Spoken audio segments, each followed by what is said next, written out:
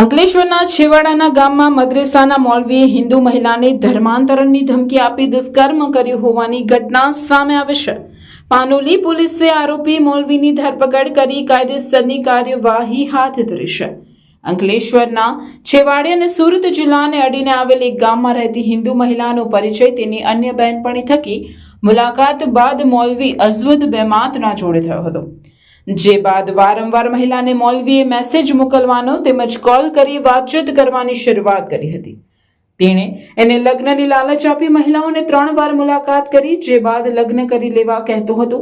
દરમિયાન ગત 9મી નવેમ્બરના રોજ મદ્રેસા ખાતે આવેલ ઘેર બોલાવી હતી અને તેને પાણી પીવડાવ્યું, જે બાદ મહિલા અર્ધ બેભાન જેવી થઈ જતા તેની મરજી વિરુદ્ધ 2 વખત દુષ્કર્મ કર્યું હતું।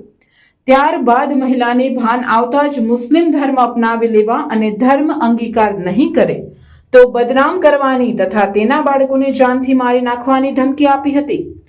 ઘટના બાદ મહિલાએ મૌલવી સામે પાનોલી પોલીસ સ્ટેશનમાં ફરિયાદ નોંધાવી હતી। પોલીસે આરોપી મૌલવીની ધરપકડ કરી હતી। હાલ તો બંનેના તબીબી પરીક્ષણ સહિતની કાર્યવાહી કરવામાં આવી રહી છે। તારીખ 11/11/2025 ના રોજ પાનોલી પોલીસ સ્ટેશન ખાતે એક ભોગ બનનાર મહિલા આવે છે અને તેના જણાવ્યા અનુસાર કરમાલી ગામે મદ્રેસામાં મૌલવી તરીકે ફરજ બજાવતા અઝવદ અહેમદ બેમાતનાઓ તેમને વારંવાર કોલ કરી તેમને પોતાની વાતોમાં ફોસલાવી અને ત્યારબાદ આ તારીખે સાંજના સમયે તેમને એક સ્મેલ વાળું પાણી પીવડાવી તેમની સાથે બળજબરીપૂર્વક તેમને શારીરિક સંબંધ બાંધેલા હતા અને ત્યારબાદ મહિલાને અવારનવાર કોલ કરી અને તેને મુસ્લિમ ધર્મ અંગીકાર કરવા માટે અને જો આ કામ ના કરે તો પછી તેને બદનામ કરી દેવા માટેની વારંવાર ધમકી આપતા હોય અમે લોકોએ ફરિયાદ નોંધેલી હતી। ફરિયાદ નોંધ્યા બાદ અમને ધ્યાનમાં આવ્યું છે કે જે મૌલવી અઝવદ અહેમદ બેમાત છે તે કેનેડાના સિટીઝન છે અને અહીંયા ઇન્ડિયાની વારંવાર મુલાકાત રહી છે અને આ દરમિયાન તે મહિલાઓની સાથે એણે આવું કૃત્ય કરેલું છે। આ વસ્તુની જાણ થતાં જ અમારા દ્વારા એફઆઈઆર નોંધવામાં આવે છે। એફઆઈઆર નોંધી અને આરોપીને જેલ હવાલે કરી અને તેના 10 દિવસના રિમાન્ડ લેવામાં આવે છે।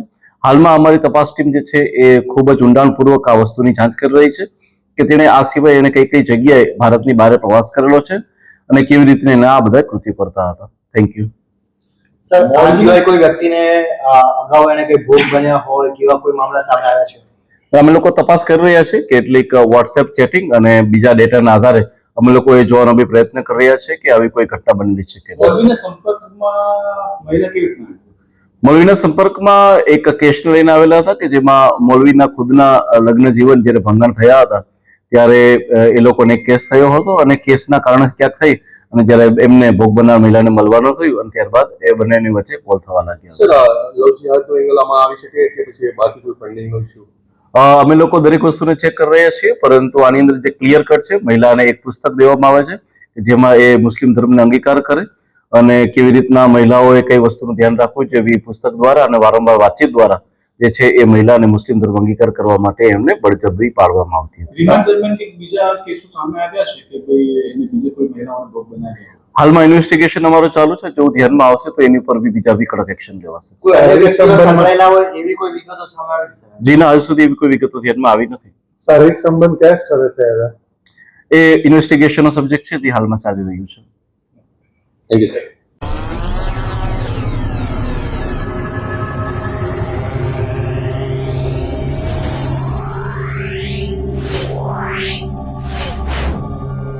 Yeah.